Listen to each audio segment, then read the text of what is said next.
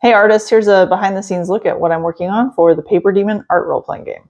In case you're new here, I'm Susie and I'm the founder of the PaperDemon Art Role-playing game. Over 7,000 original characters are currently questing and adventuring through the Paperverse, so if you like to draw OCs, check it out. A few years ago, we introduced this critter called the Parkat, which is a companion you can purchase from the shop and equip to your original character to boost your stats. However, we thought it would be super cool if you could get a unique one-of-a-kind Parkat that had its own stats.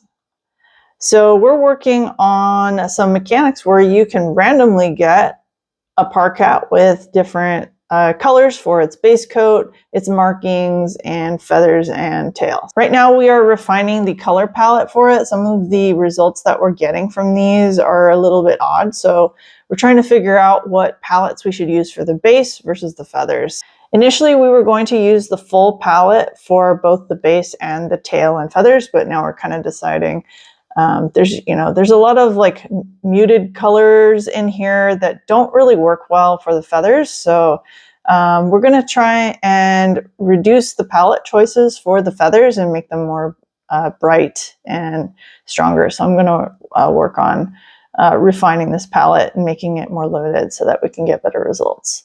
The way that we're going to do this initially is we've actually got each of the elements, so different face markings. So we have different face markings here, like we have the patch, we have a splash, we have a snip, we have a blaze, and then we also have full body markings. So you can either have one without markings, or you can get a marbled look, pointed, or tiger stripes. We've got several others that are in progress as well. Originally, we were going to have the mane and the tail be random colors, but just to make it more harmonious, we're going to use one of the colors be the same as the feathers, because if you have too many things that are random, you get really ugly results. So we're working on that right now. Originally, we were going to have the crystals be different colors, but we've decided we're actually just going to have the crystal art be the same for all of them. However, the artists, when they draw their Parkat, can draw the crystals any color they want to reflect the mood of the Parkat. We thought that was a cool idea. Tenebrisser came up with that idea. And actually, pretty much all of the work that went into the mechanics for the Parkats, like figuring out what the different markings are and the color palette and everything, was done by Tenebrisser. And I handled the line art for the Parkats.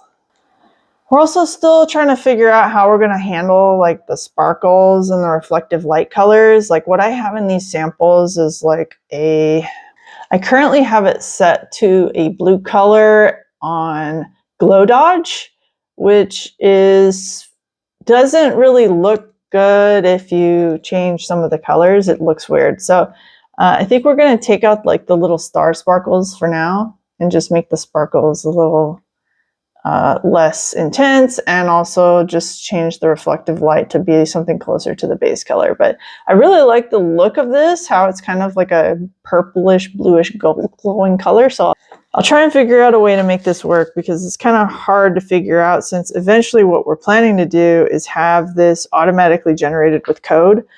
For the beta, we're going to manually be assembling these images and swapping the colors and the layers, but the main goal is to eventually have the website just generate it for you. Kind of similar to pet sites like Flight Rising, how they handle the breeding and generating the images for your dragons automatically.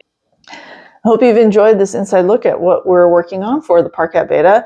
We are going to be doing a live stream showing what the rolled results are for those who are participating in our beta. We're also going to share details on how to join the beta very soon, so stay tuned and keep an eye out for that.